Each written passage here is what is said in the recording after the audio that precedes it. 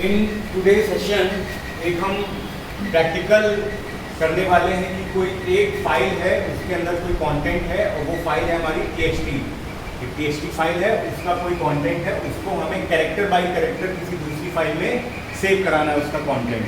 तो हम उसके लिए प्रोग्राम कैसे बनाएंगे जावा में, तो फाइल हैंडलिंग के थ्रू वो प्रोग्राम हम बनाते हैं। ठीक, तो फाइल हैंडलिंग में 4 स्टेप्स हैं बेसिकली हमारे, वो क्या क्या होते हैं लेट्स सी। कौन बताएगा? अरविंद, पहला step code for using data input stream class. कोई भी क्लास जो आप टेक्स्ट या बाइट स्ट्रीम क्लास यूज कर रहे हो, उसकी जो भी क्लास आप यूज करते हो, तो उस जैसे यहाँ पर हमने फाइल इनपुट स्ट्रीम और फाइल आउटपुट स्ट्रीम यूज करी है। ठीक है, तो code for the using file input stream class for reading data from keyboard से डेटा लेना है या किसी फाइल से डेटा लेना है, तो वहां पर हमें जिस भी सोर्स से डेटा हमें उठाना है उसका हमें यहाँ पर एक क्लास देना पड़ेगा। तो जैसे हमने यहाँ पर अपने प्रोग्राम में सबसे पहले हम क्या कराएंगे, import java.io। io is the package which includes the input output stream classes which are useful for handling data files।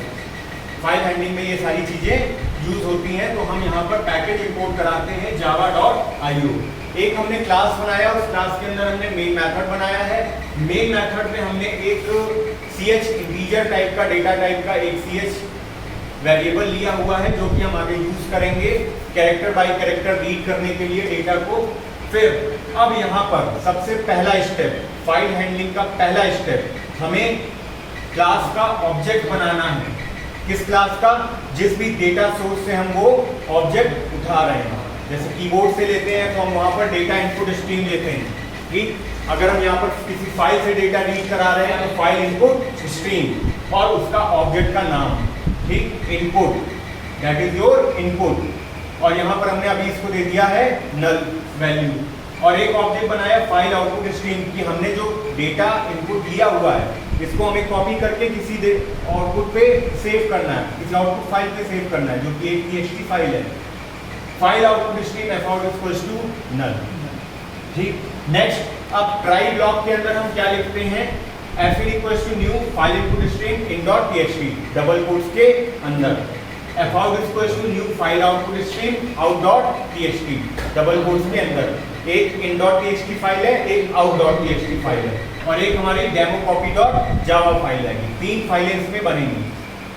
तो जब आप इन डॉट txt में कोई कंटेंट रखोगे और जैसे ही ऑब्जेक्ट बनेगा out dot txt automatically generate हो जाती है। आपको बनाना पड़ा था क्या आदर्श, ये फाइल बनानी पड़ी थी आउट डॉट txt? नहीं। ठीक, नेक्स्ट स्टेप क्या है, अब हमें कैरेक्टर बाय कैरेक्टर रीड कराना है। तो हमने कंडीशन दी while के साथ में, while ch इंटीजर टाइप का है is equal to fin dot read. हमारा जो ऑब्जेक्ट है fin, इस ऑब्जेक्ट में जो भी डेटा है रीड मेथड के थ्रू हमने वो डेटा रीड कराया। देन कब तक रीड करा रहे हैं, जब तक कि उस फाइल का कंटेंट खत्म ना हो जाए। कब खत्म हो जाएगा, जब उसके एरे में हम -1 देंगे। ठीक, क्योंकि वो पॉजिटिव इंटीजर्स होते हैं और नेगेटिव इंटीजर्स हो नहीं सकते। ये आ गया आपका -1 दे दिया। अब इस फाइल की कंडीशन के साथ एग्जीक्यूशन क्या आएगा, f_out, यानी कि आपका जो आपने ऑब्जेक्ट बनाया है आउटपुट फाइल के लिए, f_out dot right. f_out object में क्या हो, राइट हो ऑपरेशन, और क्या राइट हो, ये ch। ठीक, नेक्स्ट अब ये ट्राई ब्लॉक खत्म।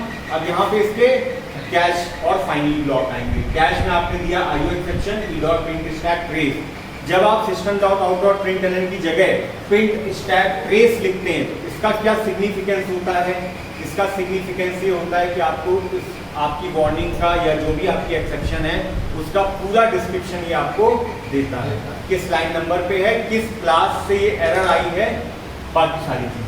फाइनली ट्राई, अब आप सारे ऑब्जेक्ट क्लोज करोगे। चौथा स्टेप आपका कि आप सारे स्टेप क्लोज करोगे, fin dot close, f_out dot close, catch IO exception e dot print stack trace, और सारे आपके ब्लॉक क्लोज। ये जो प्रोग्राम था ये जावा 7.0 से पहले का था। ठीक, अब फिर भी अभी हम बहुत पीछे हैं।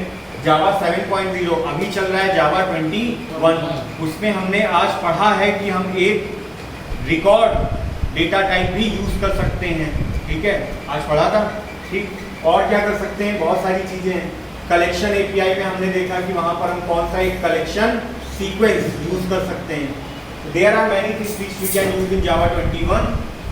Before Java 21 we have used Java 7.0 और ऑनवर्ड्स जब हमने यूज किया जावा 7.0 से आगे, तो हम कैसे अपना प्रोग्राम लिख सकते हैं इसी प्रोग्राम को दूसरे तरीके से।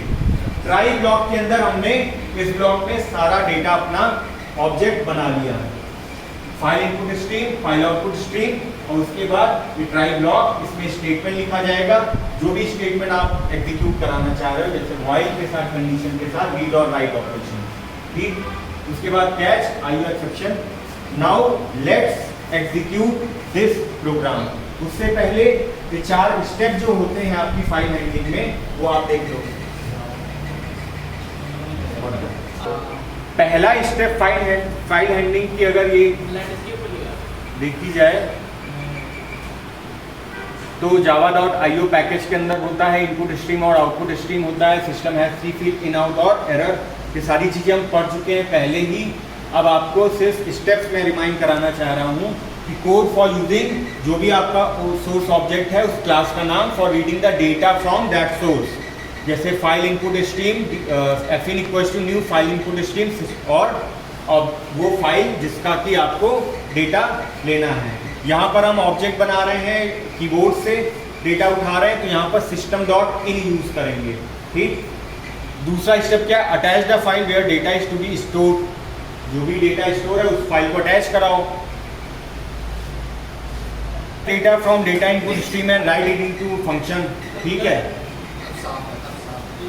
तो हमें अब क्या करना है, बेसिकली अब हमको जो भी स्टेटमेंट हमको एग्जीक्यूट कराने हैं, डेटा रीड करना है और राइट कराना है, तो हम वो कैसे कर सकते हैं, व्हाइल कंडीशन के साथ में कोई इंटीजर वेरिएबल ले लिया और उसको रीड ऑपरेशन कराया, और उसके बाद जब तक हमारी फाइल खत्म नहीं हो जाती है तब तक उसको रीड कराएंगे और एफ आउट में उसको राइट करा देंगे।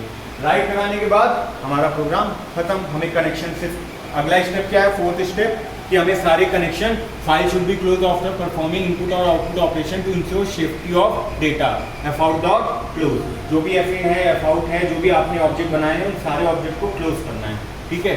That is what we have done today, okay.